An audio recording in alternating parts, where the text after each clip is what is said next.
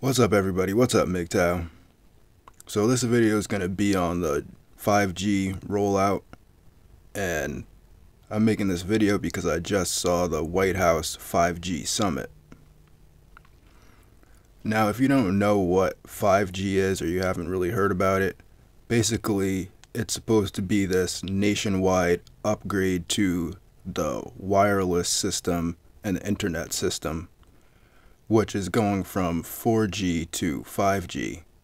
But the difference between 4G and 5G is that 5G uses a type of microwave radiation to send out the information, which is gonna be good for making things more wireless, but the science really is still out on this technology. A lot of people are concerned, and a lot of scientists also are concerned, that the high levels of microwave radiation that the cell towers emit is actually dangerous to people, and even more dangerous than the current forms of cell phone radiation. But then on the other hand, I had read some government report, I couldn't find it back on the internet, but I had read some government report where the government claims that the 5G radiation is not dangerous as long as it's at a certain distance and below a certain level. But again, the independent scientists, or some independent scientists, have found that the radiation levels are too high and that this could cause cancer and also other damage to people's DNA structure, which I find very interesting. It's also pretty interesting the fact that the chairman of the FCC claims, at least, that he knows nothing about 5G technology, and that all the information that he may or may not get is from the cell phone companies themselves that are obviously pushing this technology for them not only to make money, but to have greater surveillance control over the United States. So the fact that the government is saying that they don't know anything about 5G is kind of interesting in itself, since there's tons of scientists saying that they do know that it causes problems from the radiation and stuff like that. And so to me, it seems like the government is taking a plausible deniability stance when they're saying that they don't know anything about it. Because, like I said, I've read a report that was put out by the military about 5G and about the 5G radiation. So they do know about it. They're just claiming in public that they don't know anything about it.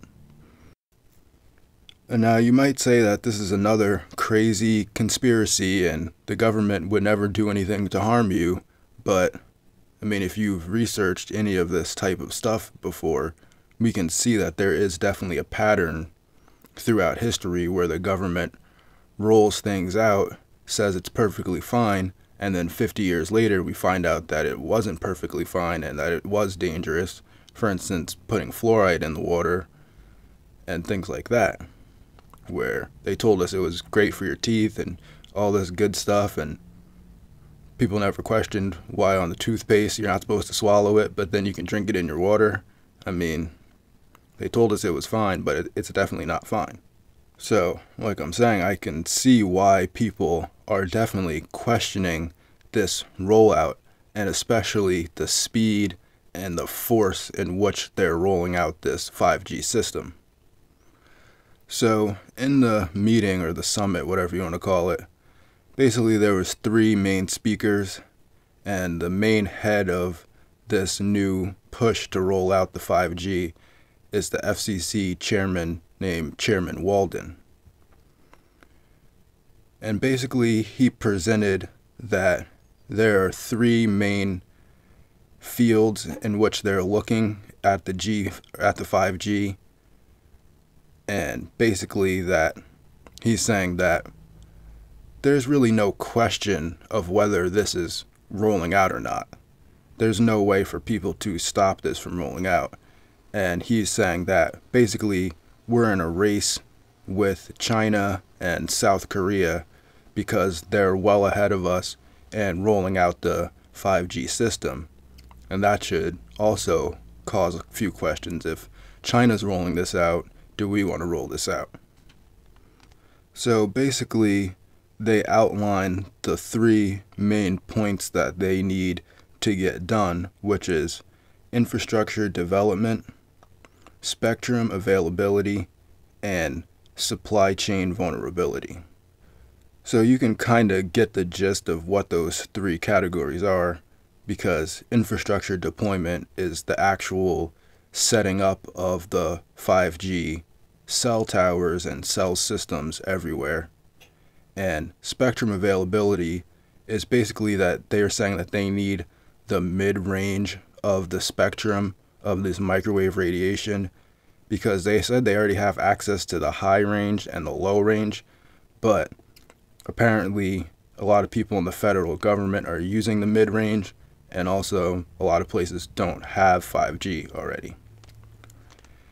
And then supply chain vulnerability, I think they were kind of alluding to that's going to be focusing on the people that are actually creating the 5G technology and making sure that it doesn't get hacked or stolen by foreign governments like the Chinese government and stuff like that.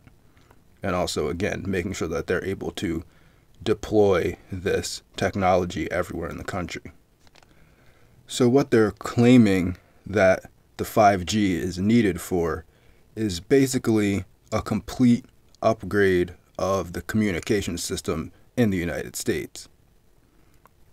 And they said that it's also going to be used for all types of automation, including the Internet of Things, for healthcare, and also they were saying that they're going to need it for automated vehicles or self-driving cars and other automated things, probably like robots and stuff like that. And they were kind of joking around about the self-driving cars. They said that they didn't know whether or not the self-driving cars would be possible, but either way, they're going to help by speeding up the rollout of this 5G system. So for the people that want this to stop or try to slow down this rollout of the 5G, basically the main point of the meeting was to stop any limitations from them rolling out the 5G system.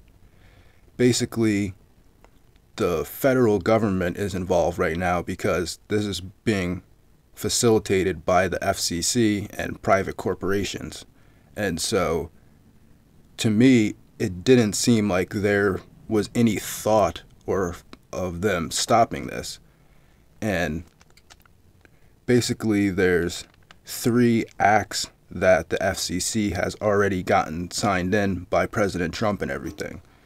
So the first act is the Ray Baum Act, and that act is to eliminate any legal restrictions that they might come against in putting up the cell towers everywhere.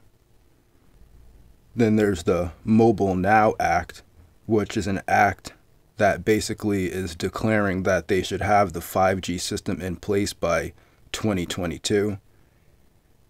And then there's the Streamlined Small Cell Deployment Act. And I'm not exactly sure what that one was about, but I think it has something to do with them working together with the private corporations that are creating the cell systems for the 5G.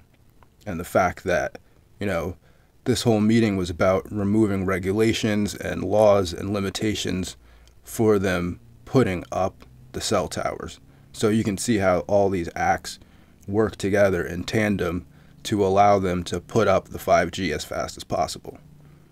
Now, like I said, some people are questioning whether or not they need the 5G, and also people that live in rural areas don't seem to want to have the 5G, or they don't need the 5G. And some other counties have been trying to stop the government from putting up the 5G towers.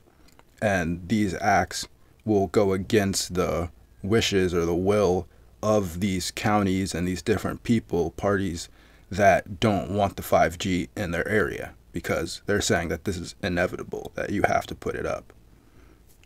And in fact, one of the guys was actually speaking very aggressively about counties that didn't want to have 5G in them.